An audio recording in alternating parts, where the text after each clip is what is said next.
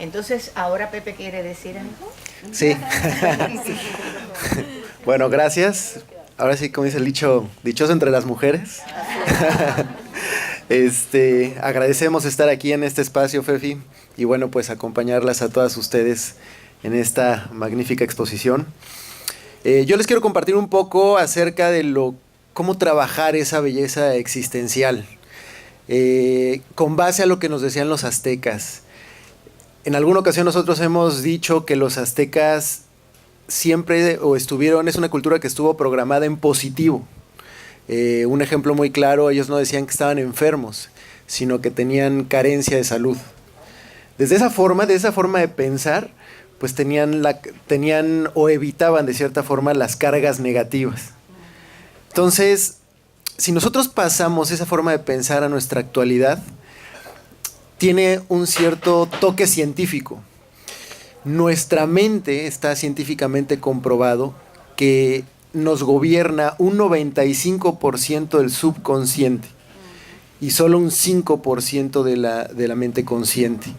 Entonces, prácticamente todo las creencias que nosotros hemos adquirido a lo largo de nuestros años nos están gobernando sin que nosotros podamos ser conscientes de ello.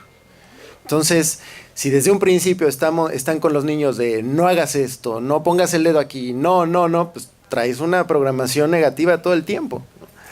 Entonces, aquí hay unos elementos muy importantes para poder empezar a trabajar o ser conscientes de nuestra belleza existencial. Si nosotros partimos de 4 elementos que son las creencias, pensamientos, acciones y resultados, son elementos que nosotros podemos empezar a utilizar para nuestro día a día y para trabajar en nuestra belleza. Por ejemplo, un ejemplo muy claro, pues, si uno nace siendo feíto, que de repente, desde que lo ve el doctor, dice, ay, Dios mío, bienvenido al mundo, ¿no? Y los papás también lo ven y así como de, ay, mi niño, pues, vénganos, ¿no? Ya se imaginarán el bullying en la escuela, pues el pobre niño ya le pusieron los 1000 apodos.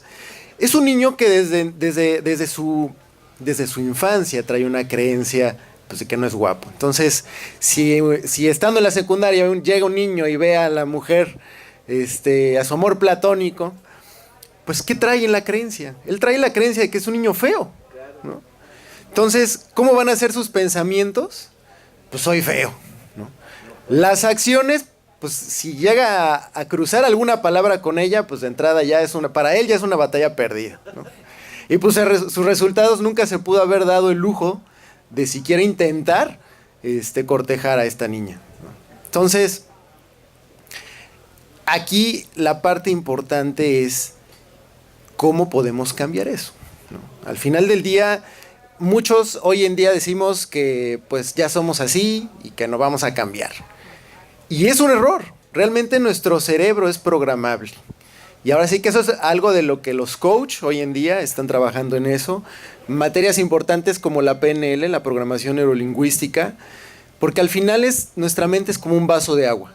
Entonces, es estarle cambiando el agua constantemente. Entre más se derrame, pues es estarle quitando todo lo que nosotros traemos desde atrás, que son las creencias, con ese objetivo de cambiar y tener una belleza existencial. Yo no sé si a ustedes las mujeres cuántas veces les ha pasado que de repente ven a un hombre y dicen, híjole, pues no está tan guapo, pero pues algo tiene, ¿no?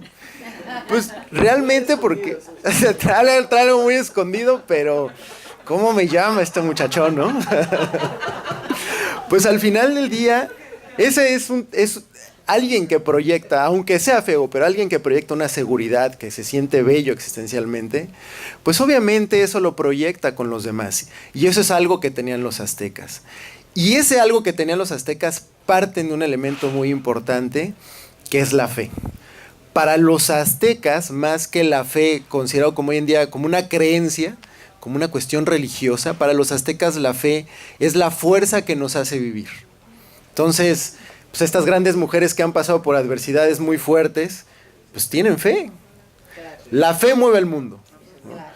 La tecnología es fe, es la fuerza que nos hace a todos vivir. Entonces, los aztecas partían sobre esa fe, sobre esa creencia de que podían cambiar las cosas, de ser unas mejores personas, sumado a que no estaban programados negativamente.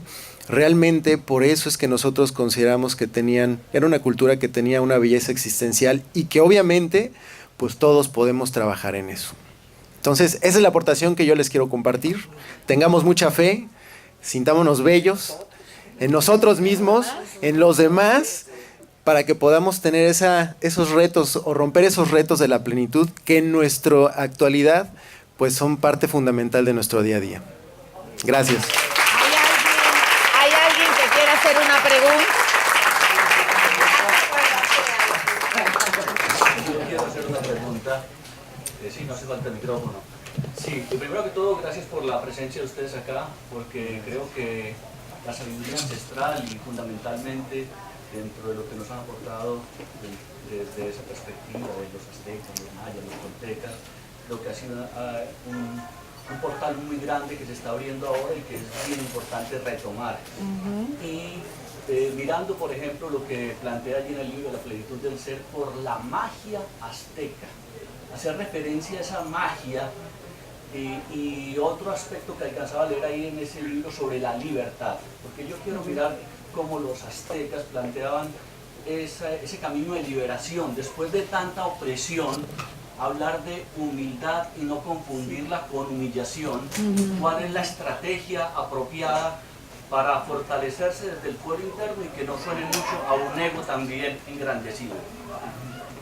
Desde esa filosofía de vida, ¿cuál sería esa estrategia? La estrategia es principalmente tener en cuenta que antes que el ego y la parte que define la humildad de todas las personas es el espíritu. Con los aztecas, fíjense que hay algo muy importante acerca del ego. Para ellos el ego no era para suprimirlo, sino considerando que el ego es el espacio que nosotros necesitamos para vivir, pues es importante tenerlo, ¿no? Si tú no tienes ese espacio, al final alguien llega y te lo quita. ¿Y qué es? Pues la sumisión. Entonces, para los aztecas, más que puedes tener el ego que tú quieras, pero arriba del ego siempre tiene que estar, por encima del ego tiene que estar el espíritu. Y el espíritu, tener un espíritu grande, eso es lo que a la gente o a los aztecas o a cualquiera de nosotros nos puede hacer humildes. Y a mí, estoy totalmente de acuerdo, y además sí me gustaría añadir que esta humildad la da de alguna manera, creo yo, una certeza en la vida, en uno mismo, que a fin de cuentas es la fe en Dios, ¿no? Es la fe en Dios, en ese Dios creador, en ese Dios inmenso, y que yo... No quiere decir, como dice Pepe, que desbarate mi ego. Al contrario, mi ego es muy valioso. ¿Por qué? Porque mis éxitos son mis éxitos y lo que estoy logrando, siempre y cuando mi espíritu sea mayor. Siempre y cuando mi espíritu sea el que pone en equilibrio a mi ego y le da su lugar. El ego sirve para funcionar en la vida, pero lo más grande es el espíritu. Y lo que fortalece ese espíritu es la fe en Dios. Y lo que creo que nos puede ayudar a ser humildes es la fe en Dios. Eso sí es verdad. Esto, en mi investigación y búsqueda sobre los nativos americanos, sale esto que ellos consideraban 5 géneros. Eso pueden buscarlo en la internet, no es nada que yo esté compartiendo que no esté apoyado, ¿no? Por cosas que ustedes pueden investigar.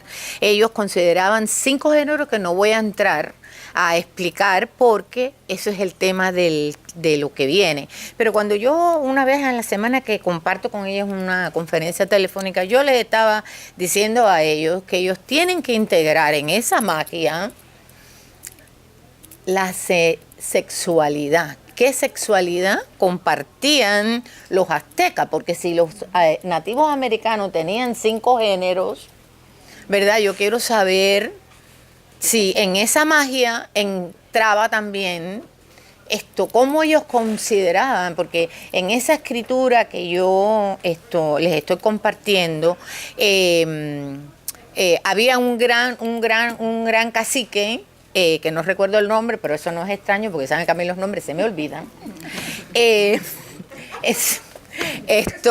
Así es, por eso tengo que traer mis papelitos y mis cosas, ¿no? era un cacique que estaba casado con una mujer, tenía hijos y se vestía de mujer. Y era un gran guerrero. Entonces es tan interesante cuando uno entra y empieza a investigar y empieza a ver de verdad, de la A a la Z, las historias como son. Entonces, si ellos van a traer la plenitud azteca, tienen que traer también qué sucedía con la sexualidad en ellos, ¿no? Y ese tema se los dejo para septiembre, que ellos regresan a Miami, ¿verdad? Les he dado una tarea dura, y aquí estos invitados de honor que vamos a tener en agosto, Pía y Ramiro, también les tengo una tarea fuerte para el mes de agosto. Bueno, ya vamos a concluir el foro, obviamente. Como siempre les digo, porque me toca decirle, como el anuncio del Publix, lo ven aquí y lo compran allí. Vamos a terminar con música porque tenemos que irnos para la casa cantando como los pajaritos. Ya hemos volado y ahora vamos a cantar.